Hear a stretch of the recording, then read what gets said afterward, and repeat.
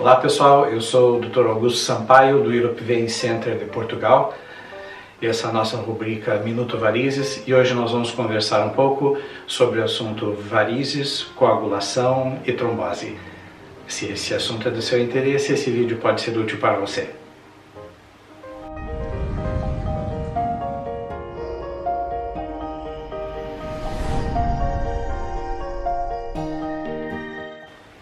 Bem, primeiro vamos falar um pouco a respeito do sistema de coagulação, que é uma balança que existe dentro do nosso organismo e que neste exato momento dentro do seu corpo está, no mesmo momento em que se formam pequenos coágulos, está a desmanchar esses pequenos coágulos. Portanto, é um sistema que não para nunca de funcionar e ele pode ser ativado por diversos motivos. O principal motivo, obviamente, onde o sistema de coagulação é ativado é quando temos um trauma ou um corte e começa a ocorrer um sangramento.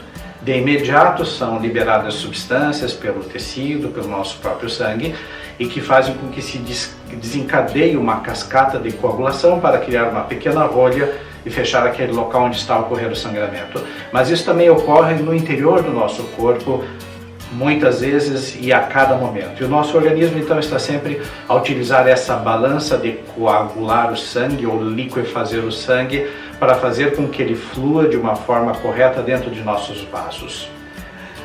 Isto é para entender então como funciona a nossa coagulação. É baseado então em substâncias que existem dentro do nosso organismo. Bem, basicamente uma das doenças mais conhecidas que afeta a coagulação é a hemofilia. Na hemofilia, que afeta geralmente homens e é uma condição genética, existe uma deficiência de um fator que ajuda a coagular o sangue, portanto a pessoa sangra com mais facilidade.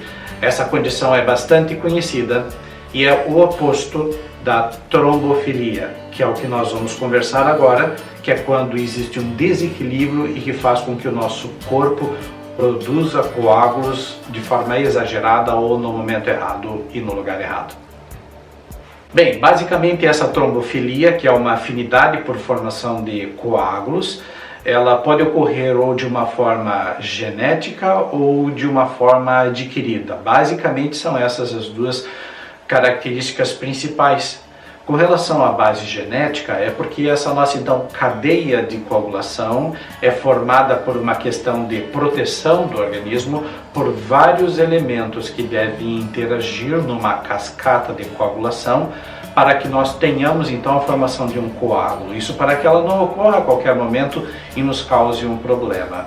Então, há algumas pessoas que nascem com alguns desses fatores que eu comentei deficientes. E em função disso, elas não conseguem bloquear a coagulação de uma forma adequada e a coagulação se dá de uma forma exagerada. Então, trombofilia é uma condição onde nós temos uma predisposição ou genética ou adquirida de desenvolver coágulos no momento e no lugar errado. Basicamente, dentro dessas condições genéticas, existem 4 substâncias no nosso sangue que, quando deficientes, são responsáveis por talvez até 80 a 90% dos casos de trombofilia.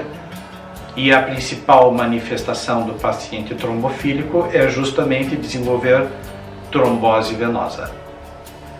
Um desses fatores da coagulação é o chamado fator 5 de Leiden.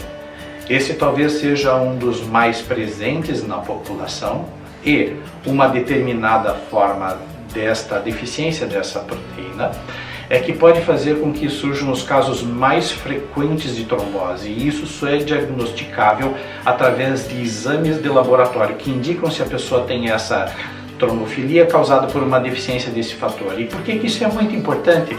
Porque como ele é a causa mais frequente de trombofilia, nós temos uma questão adicional, é que apenas na existência de uma deficiência desse fator, a pessoa já tem 7 vezes mais chance de vir a desenvolver uma trombose venosa profunda. E daí um pequeno, grande problema está no fato das mulheres que tomam anticoncepcional, porque na existência dessa deficiência do fator 5, e se a mulher tomar pílulas anticoncepcionais, o risco sobe de 7 para 30 vezes. Portanto, mulheres que tomam pílula anticoncepcional e que tenham trombose devem fazer uma avaliação muito completa para saber se não tem uma deficiência deste fator.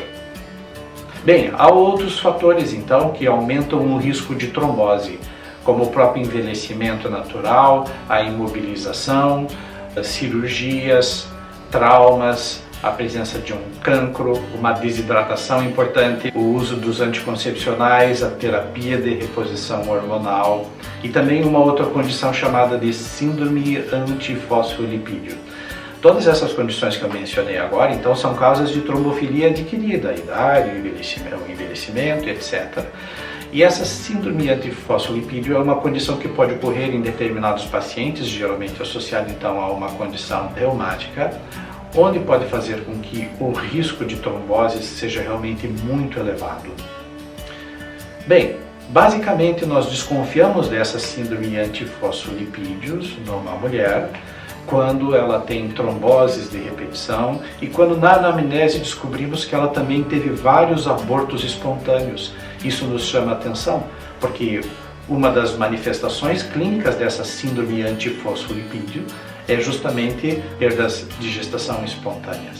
Bem, a única forma de diagnosticarmos uma deficiência dessas substâncias é através de análises laboratoriais, que podem ser até por sinal muito caras.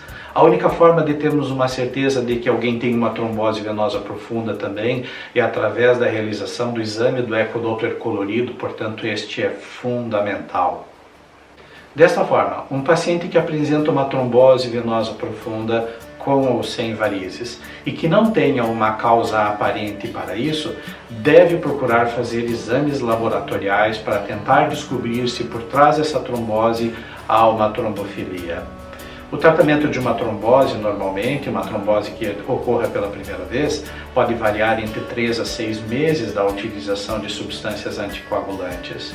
Mas na eventualidade de existir um problema maior, como uma trombofilia, pode ser que seja necessário utilizar até por 6 a 12 meses os anticoagulantes, portanto há uma diferença grande nos tratamentos.